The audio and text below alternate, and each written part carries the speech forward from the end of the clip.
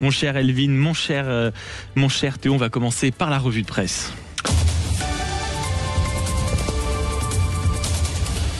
Et revue de presse locale à partir de 9h, mon cher Elvin, avec ce matin la guerre des prix. Ça fait parler quand même depuis quelques semaines, la guerre des prix concernant les baguettes. Et c'est à la une ce matin de la Dépêche du dimanche. Oui, des enseignes du hard discount proposent des baguettes à 29 centimes. Une injustice pour les artisans boulangers qui ne peuvent pas les concurrencer. Un artisan sort en moyenne 500 baguettes par jour, alors que les chaînes rapides peuvent en sortir jusqu'à 10 000 par jour.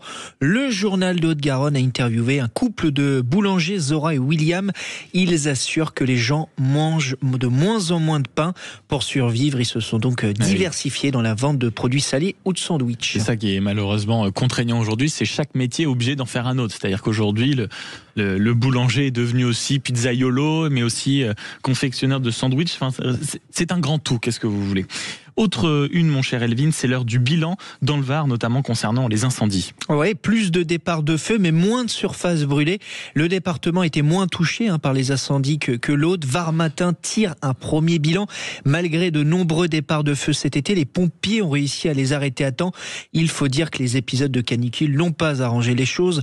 Entre juillet et août, les pompiers ont éteint 199 incendies dans le département du sud de la France, mais la vigilance reste totale. Le contrôleur général Éric Groin assure que malgré les pluies, la saison n'est pas terminée. Et on en parlait avec notre lève-d'eau du week-end, le camarade Emeric. C'est un franc succès pour la braderie de Lille qui a débuté hier, Elvin. Oui, la Voix du Nord en parle ce matin.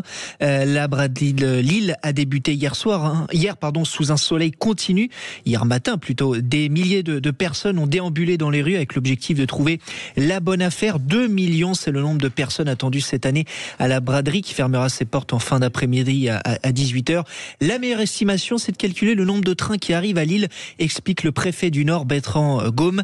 Les trains pour rejoindre la ville du Nord de la France affichent complet pour ce week-end. Et puis on ne peut pas ne pas en parler puisque c'était le grand retour du rugby hier. Vous avez pu le suivre en direct ici sur Sud Radio toute l'après-midi. Un mot forcément de Top 14 parce que c'est la une du journal Sud-Ouest. Oui, on termine cette revue de presse par un mot de rugby. Une première période hachée ponctuée par 3 essais refusés, mais l'Union Bordeaux-Bègles a su se reprendre en main en seconde période en s'imposant 23-18 face au Stade Rochelais.